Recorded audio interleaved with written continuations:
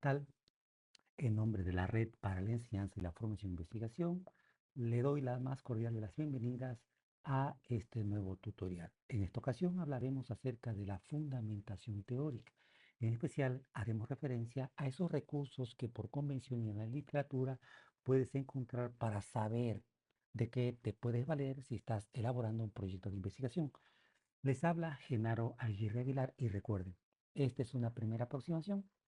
Si tú pretendes profundizar en estos temas, vale la pena que te acerques a la literatura especializada o bien lo platiques con algunos de tus profesores. Dicho esto, iniciamos. Para comenzar, valdría la pena preguntarnos, ¿qué es la fundamentación en una investigación? Y aquí es importante destacar que hacemos referencia a aquellos procedimientos mediante los cuales vamos recopilando información que nos permita justamente sustentar teórico-conceptualmente nuestro proyecto de investigación.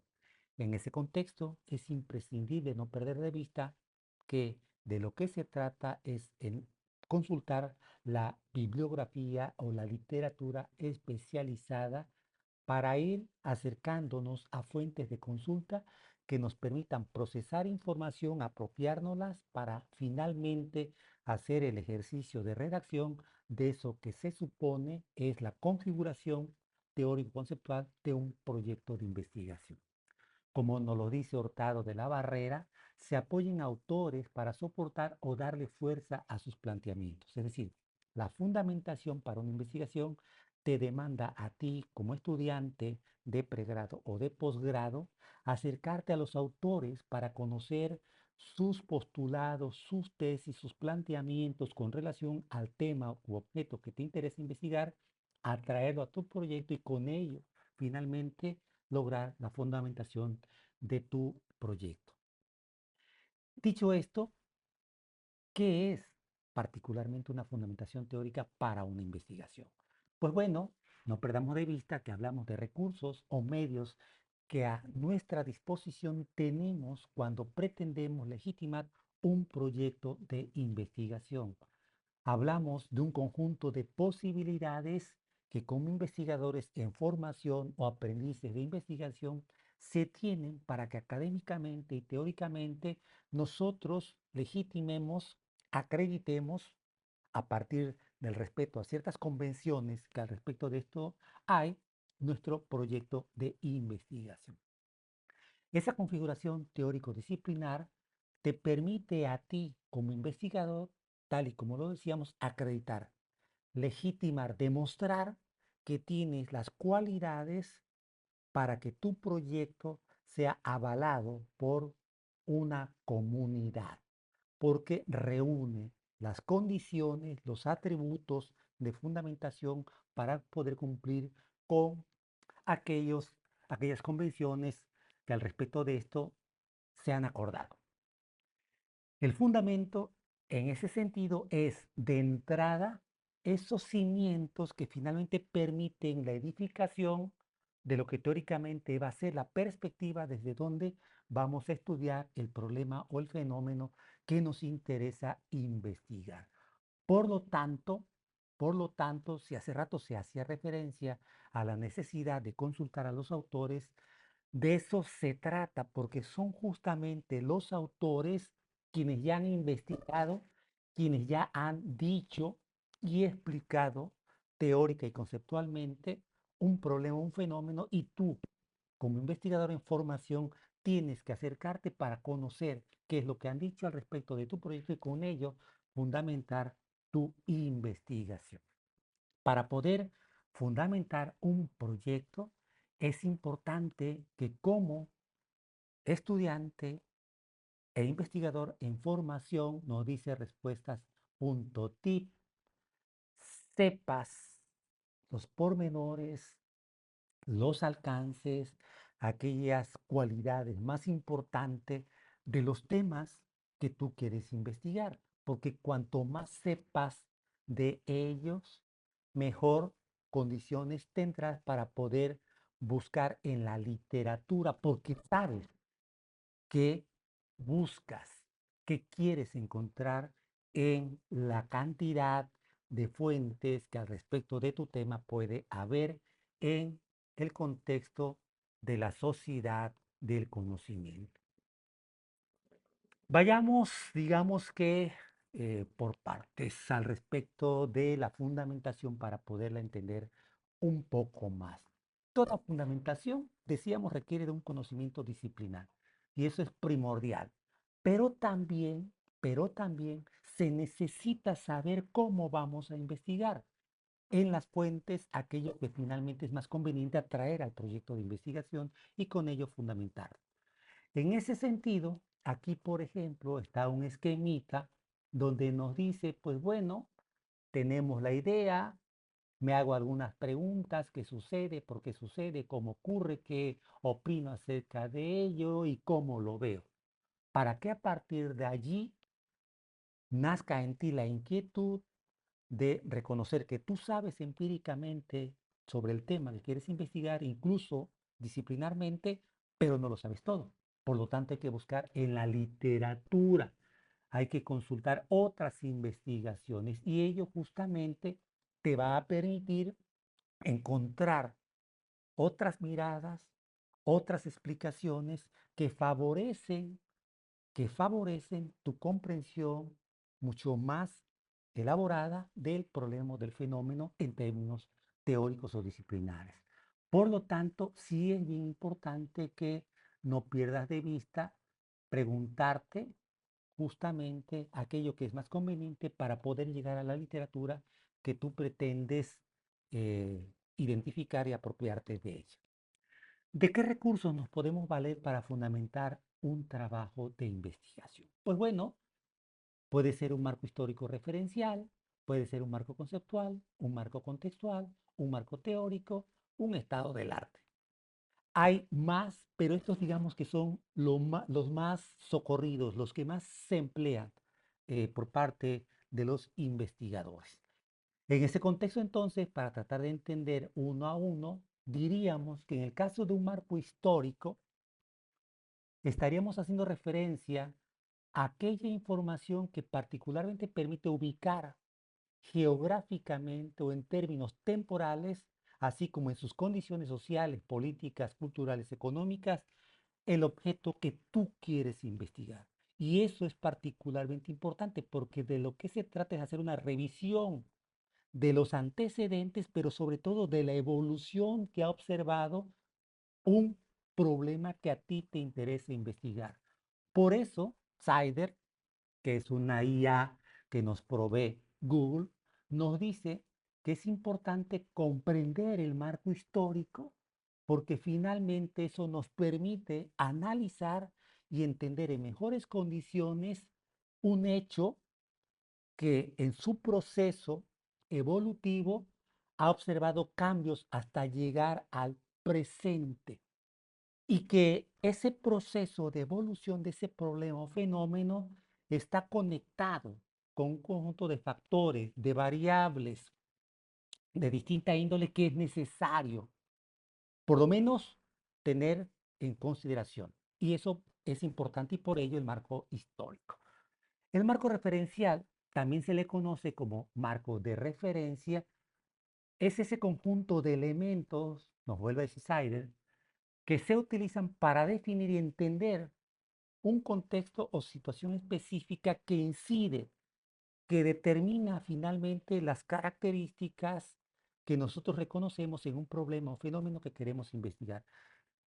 ¿Por qué es importante esto? Porque nos proporciona un conjunto de parámetros que nos permiten analizar, interpretar, comprender de una manera más coherente un problema o fenómeno. En lo personal, en estos casos siempre apelo a que dependiendo del problema o del fenómeno que se quiere investigar, vale la pena consultar, por ejemplo, al respecto de política educativa, pues todos los documentos rectores que el Estado mexicano ha desarrollado, pero además todo aquello que finalmente ha suscrito en un contexto de, de, de, de vinculación y reconocimiento de lo importante que es suscribir proyectos que contribuyan a fortalecer lo educativo, hay que revisarlos.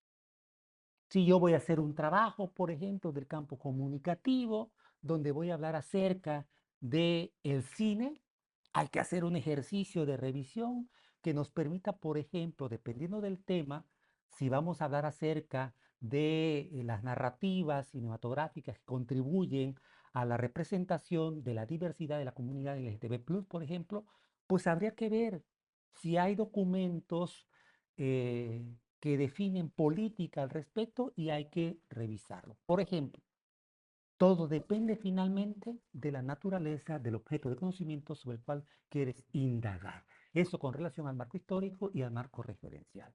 El marco conceptual es una sección, dice aquí, o capítulo de un trabajo académico que detalla modelos teóricos, conceptos, argumentos o ideas que se desarrollan con relación al tema. En ese contexto, la Universidad Pontificia Católica de Chile, al hacer referencia al marco conceptual, aclara que éste se orienta en general, subrayo, a definir disciplinarmente el objeto de interés, describir sus características y explicar los posibles procesos asociados a él. Si se dan cuenta, en la primera se hacía referencia a los modelos teóricos y conceptos, así como a los argumentos, y acá a esas características que permiten explicar un fenómeno. ¿En qué términos? En términos académicos, en términos científicos o en términos conceptuales. Por lo tanto, como su nombre lo dice, preferentemente es la búsqueda y desarrollo de aquellos conceptos que por su definición nosotros estamos aclarando cómo los estamos entendiendo, cómo los vamos a utilizar y las razones del por qué en el contexto de un proyecto de investigación. Hay algunos autores que dicen que un marco conceptual realmente es un espacio de entendimiento colegiado porque ponemos en común no solamente los conceptos, sino sus definiciones y con ello cómo los vamos a asimilar y a ampliar en el contexto de nuestros proyectos de investigación. Y eso es particularmente importante que no lo perdamos de vista. Un marco conceptual. ¿Qué es un marco conceptual? Pues bueno, hacemos referencia a un apartado o sección que describe, revela finalmente el contexto que en lo físico geográfico caracteriza o define o identifica o distingue ese lugar o espacio en donde vamos a llevar a cabo nuestro estudio. Es decir, ahí se ubica el objeto de conocimiento que nosotros queremos investigar. Por eso se dice en la segunda viñeta que define el ámbito o el ambiente físico dentro del cual vamos a llevar a cabo una investigación. Si es en el ámbito educativo, por ejemplo, un centro escolar, si es en el ámbito organizacional, por supuesto que puede ser alguna microempresa. Si va a ser en el ámbito de la comunicación, quizá puede tener que ver con algún medio electrónico. Y así es importante describir todo aquello que caracteriza a esa unidad, a esa entidad, a ese organismo, a esa institución con la que vamos a trabajar. Eso es particularmente importante. Por eso, el marco conceptual puede incluir el reflejo de lo que el investigador ha encontrado en la teoría, pero desde lo práctico, ya que es importantísimo. Si se dice modelo educativo, hay que describir el modelo educativo que define la oferta educativa de la institución en donde vamos a trabajar. Si se dice prácticas profesionales en el quehacer periodístico, hay que ver qué es lo que la empresa periodística refiere al respecto de lo deontológico o el código de ética que define las prácticas periodísticas de sus reporteros. ¿Sale? Eso es particularmente importante. La descripción del escenario físico, sus condiciones temporales y situación general que describen el entorno de un trabajo investigativo. Me parece que por sí mismo se explica, ¿no? Es decir, estamos haciendo referencia a ese lugar en donde vamos a llevar a cabo la investigación y que es importante que nosotros describamos en sus pormenores qué la distingue frente a otras Y eso es particularmente importante. Por eso hay algunos autores que al respecto de este tema también plantean la posibilidad de hablar de aquellos métodos o técnicas que finalmente van a permitir que nosotros nos acerquemos a ese objeto de interés que en lo físico se distingue por esto y que por lo tanto estoy encontrando en el marco contextual una forma de fundamentar la decisión de por qué estudiar ese objeto. ¿Qué más podemos decir acerca de los recursos? Pues bueno, llegamos al marco teórico que quizás sea, y sin duda alguna, el más potente de los recursos para fundamentar teóricamente o académicamente o disciplinarmente un proyecto.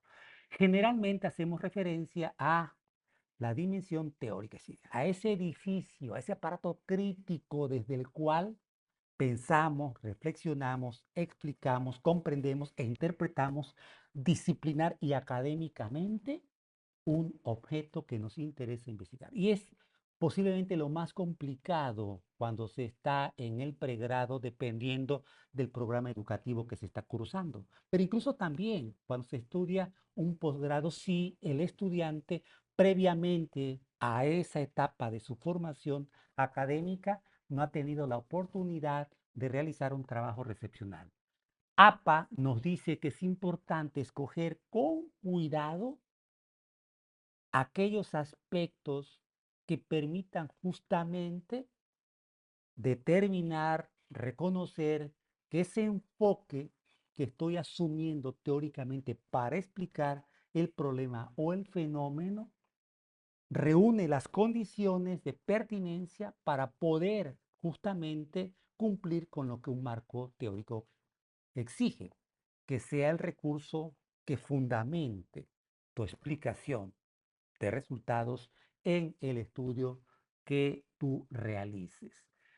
Por eso la teoría constituye la base desde donde se sustenta un proyecto de investigación, una investigación y por lo tanto la presentación y análisis de resultados. Eso es particularmente importante que no lo perdamos de vista. Por eso, un marco teórico, dice aquí, es el pilar fundamental de cualquier investigación. Y quiero decirles que no es fácil, decía yo. ¿Por qué?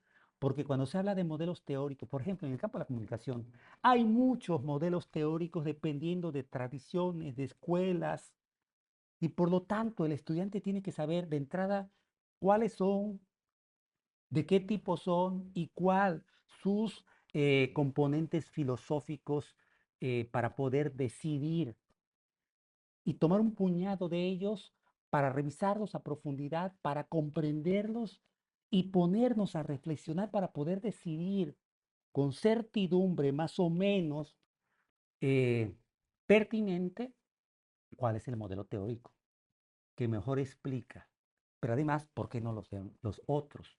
Y eso no siempre es fácil, sobre todo hoy día, cuando pareciera ser, por lo menos es lo que dice la literatura, los estudiantes les está costando trabajo habituarse a las prácticas de lectura como un bien primordial en el ser universitario.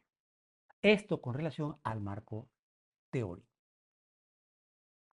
Y el estado del arte. ¿Qué es el estado del arte? Pues bueno, es también un recurso de fundamentación que tiene como característica hacer una investigación documental que consiste primordialmente en buscar, leer y analizar fuentes especializadas, resultados particularmente de procesos investigativos y que están arrojando conocimiento. ¿Para qué? Para que yo sepa con relación a mi tema qué otros temas afines se han investigado y para ello tener la posibilidad o con ello tener la posibilidad de ampliar el horizonte desde donde estoy entendiendo el tema de investigación por el que estoy apostando. Un estado del arte, por eso nos dice APA, sirve al investigador como referencia para adoptar una postura crítica sobre lo que se ha hecho y lo que aún falta por hacer en relación con una temática o problemática específica, es decir, en términos investigativos. Por eso es importante que sean artículos científicos, informes de investigación, tesis ¿sale? Tesis, porque ahí lo que se presenta son resultados de investigación, nuevos conocimientos que es necesario saber en qué consiste, pero también cómo fueron logrados, a través de qué métodos y cómo se fundamentaron teóricamente. Eso enriquece la mirada de quien está por iniciar un trabajo de investigación. Por eso me parece que lo que dice Search Lab, el estado del arte, permite justamente que nosotros, tú como estudiante universitario que está en un proceso de formación, reflexiones sobre tendencias y vacíos que con relación a tu tema de pronto detectas en este ejercicio de documentación que es el estado del arte. Por eso, si tú quieres una ayuda para ampliar tu horizonte, desde dónde saber qué es lo que se ha investigado y qué es lo que se está diciendo sobre un problema o fenómeno afín a tu temática de investigación, es importante un estado del arte, porque así te ahorras mucho del camino que ya recorrieron otros investigadores. Y eso te lo permite justamente el estado del arte. Ah, que a mí me interesa el papel de las redes sociales en las nuevas formas de socialidad de los jóvenes. A ver, ¿qué ha dicho la psicología al respecto de estudios sobre esto? ¿Qué ha dicho la antropología? ¿Qué ha dicho la educación? ¿Qué ha dicho la comunicación? ¿Qué investigaciones se han realizado? Ah, ¿qué métodos? ¿Qué preguntas? ¿Qué recursos de fundamentación? Y eso es particularmente importante. Ya para terminar, diría al respecto de algunos apuntes finales. Todo recurso de fundamentación legitima académicamente un proyecto de investigación. Por lo tanto, tú que eres estudiante de pregrado o posgrado, tienes que aprender a reconocer que por convenciones y acuerdos académicos, la ciencia exige que todo trabajo académico tenga sus recursos de fundamentación, que pueden ser distintos, como hemos visto, cada uno cumple un objetivo, como hemos tratado de explicar, y por lo tanto tú, que tienes el compromiso de fundamentar tu proyecto, debes de saber cuál emplear y hasta dónde te va a alcanzar. Finalmente, los recursos de fundamentación, hemos dicho, son diversos. Sus objetivos son distintos y por lo tanto el nivel de exigencia para su desarrollo va a ser diferente. El más potente e importante es el marco teórico. Algunos le llaman el marco teórico conceptual, pero me parece que cada vez más también los estados del arte. Hasta aquí la dejamos. Recuerden, les he hablado en nombre de la Red para la Enseñanza y la Formación e Investigación. Mi nombre es Genaro Aguirre Aguilar y le doy las gracias por haber llegado hasta aquí. Y aquí están nuestras redes sociales, a través de las cuales puedes tener contacto con nosotros y conocer qué es lo que venimos realizando en el contexto de un conjunto de actividades que tiene como interés la enseñanza y la formación e investigación. Nos escuchamos en la siguiente. Hasta entonces.